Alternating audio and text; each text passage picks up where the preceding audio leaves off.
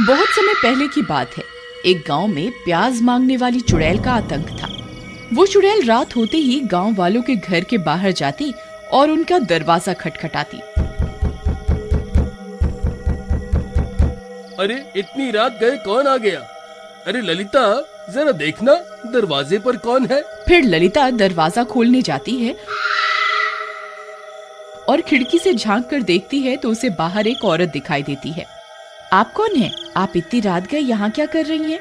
मैं बहुत भूखी हूँ, मेरी मदद करो ना, मुझे कुछ खाने को दे दो। लेकिन हमने जो बनाया था वो तो हम खा चुके हैं, अब खाने को कुछ नहीं है। एक काम करो, एक रोटी ही बना दो और साथ में एक प्याज दे दो, मैं उसी से अपनी भूख मिटा लूंगी। लगता है ये बेचारी बहुत भूखी है, रोटी और प्याज खाकर ही अपनी भूख मिटाना चाहती है। ठीक है, तुम यहीं रुको 5 मिनट, मैं तुम्हारे लिए रोटी बना कर लाती हूँ। फिर ललिता रसोई घर में जल्दी से उसके लिए रोटी बनाती है और उस रोटी पर एक प्याज रखकर उसे देने के लिए घर से बाहर जाती है। फिर जैसे ही वह उसे रोटी और प्याज देती है, वह औरत चुड़ैल में बदल जाती है।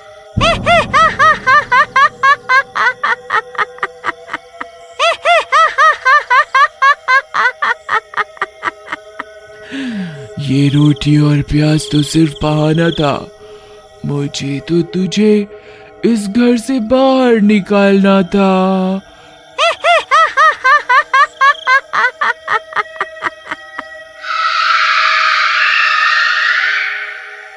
फिर वह चुड़ैल ललिता की आत्मा पर अपना कब्जा कर लेती है और ललिता बेहोश होकर गिर जाती है। फिर इसी तरह वो चुड़ैल रोज रात होते ही गांव में आती और किसी न किसी का दरवाजा खटखटाकर उससे रोटी और प्याज मांगती। फिर जैसे ही कोई उसे रोटी और प्याज देने के लिए दरवाजा खोलता, वह उसकी आत्मा को उसके शरीर से खींच लेती और वहां से भाग जाती। फिर गांव की बहुत सी औरतें अपनी सुध बुध खो बैठी थीं। वो अब जिंदा लाश में बदल चुकी थी। रात होते ही वह चुड़ैल जंगल में बैठे बैठे उन औरतों को अपने वश में करने लगी थी।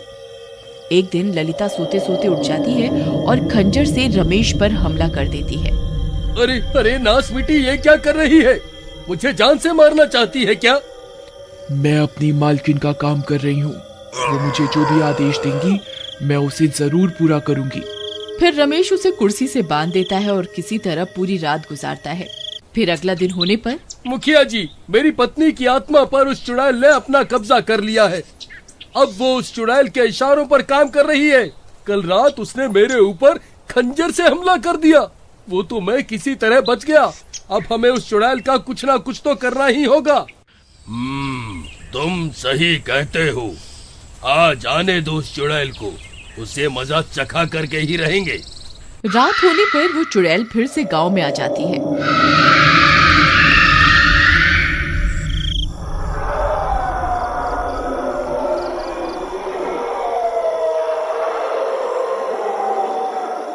और एक गांव वाले का दरवाजा खटखटाने लगती है।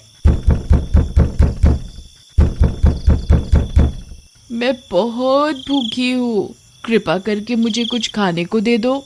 शिवा पहचान जाता है कि वो औरत चुड़ैल है। वह पहले से ही औरत का भेष बदल कर बैठा होता है। फिर शिवा उसके लिए रोटी और एक प्याज लेकर बाहर जाता है।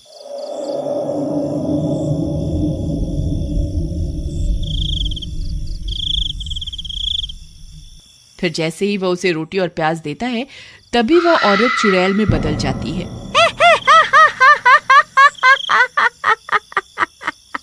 मुझे रोटी और प्याज नहीं, तेरी जरूरत है। अब मैं तेरी आत्मा पर अपना कब्जा करूंगी। फिर मैं इतनी शक्तिशाली हो जाऊंगी कि पूरी दुनिया की कोई भी ताकत मेरा कुछ नहीं बिगाड़ पाएगी। फिर वह चुड़ैल शिवा की आंखों में आंखें डालकर उसकी आत्मा को खींचने की कोशिश करने लगती है। लेकिन शिवा पर उस चुड़ैल का कोई असर नहीं होता। अरे ये क्या, मैं तेरी आत्मा को अपने वश में क्यों नहीं कर पा रही? ऐसा कैसे हो सकता है? क्योंकि मैं औरत नहीं, मर्द हूँ। तेरा यह काला जादू मुझ पर काम नहीं करेगा। तभी शिवा सभी गांव वालों को भी वहां बुला लेता है। सब गांव वाले हाथों में मशाल लेकर वहां पहुंच जाते हैं।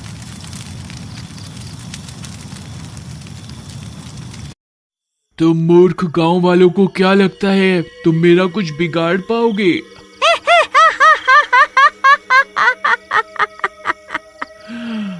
तुम मेरा कुछ नहीं बिगाड़ सकते। फिर वह चुड़ैल अपनी शक्तियों से ललिता को वहां बुला लेती है। ललिता की आत्मा चुड़ैल के कब्जे में होने की वजह से उस चुड़ैल के वश में होती है। ए गांव वालों, खबरदार, किसी ने मेरी मालकिन को हाथ लगाने की कोशिश भी की तो मैं उसका सिर उसके धड़ से अलग कर दूंगी। अरे रमेश भाई, अपनी पत्नी को कुछ समझाओ, वह ये सब ठीक नहीं कर रही है। ये चुड़ैल बहुत मुश्किलों से हमारे हाथ आई है, आज हम इसे यहाँ से बच के जाने नहीं दे सकते हैं।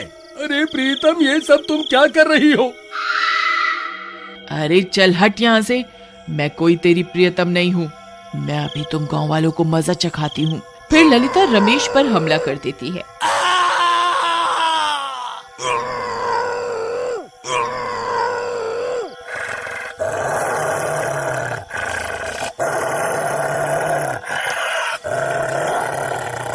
अरे मर गया रे! अरे कोई मुझे बचाओ, मेरी पत्नी तो पागल हो गई है। अरे कमबख्त, रुक जाओ, ये सब क्या कर रही है? मुझे कच्चा खाना चाहती है क्या? अरे गांव वालों, मेरी जान बचाओ, नहीं तो ये पागल औरत मुझे मार डालेगी।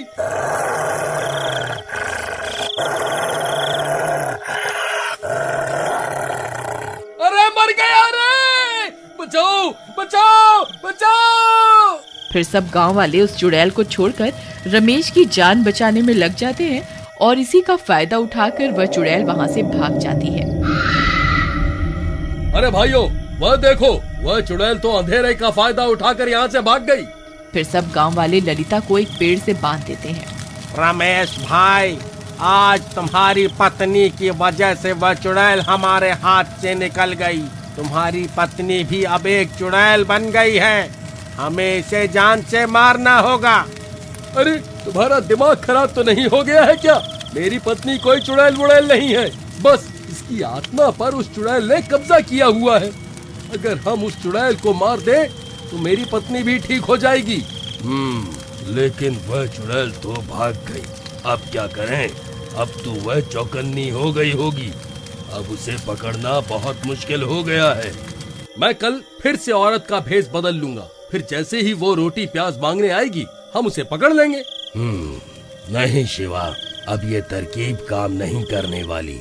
उस चुड़ैल को तुम्हारी असलियत के बारे में पता चल चुका है, हमें कोई और रास्ता निकालना होगा।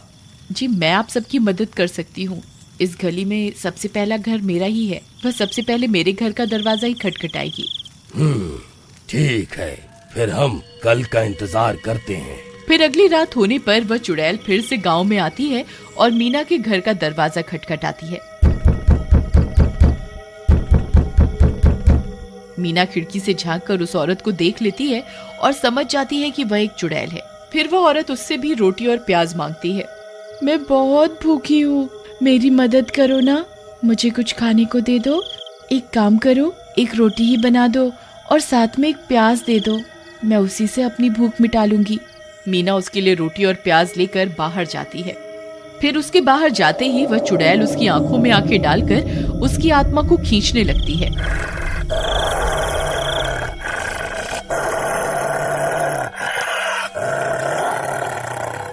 तभी शिवा एक आईना लेकर वहां पहुंच जाता है और उस आईने को मीना के मुंह के आगे कर देता है। फिर चुड़ैल खुद की आत्मा को ही उस शीशे में कैद कर देती है। अरे ये क्या, मैं इस शीशे में कैसे कैद हो गई? गांव वालों, तुमने मेरे साथ धोखा करके अच्छा नहीं किया। मुझे एक बार यहाँ से आजाद होने दो, फिर मैं किसी को जिंदा नहीं छोड़ूंगी।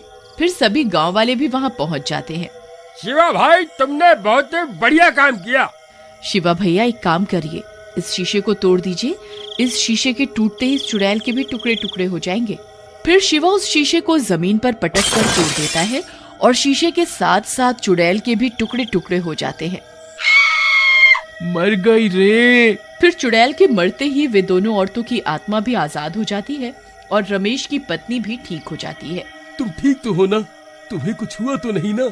जी, मैं बिल्कुल ठीक हूँ। फिर इसी तरह उस प्याज मांगने वाली चुड़ैल से पूरे गांव को मुक्ति मिल जाती है।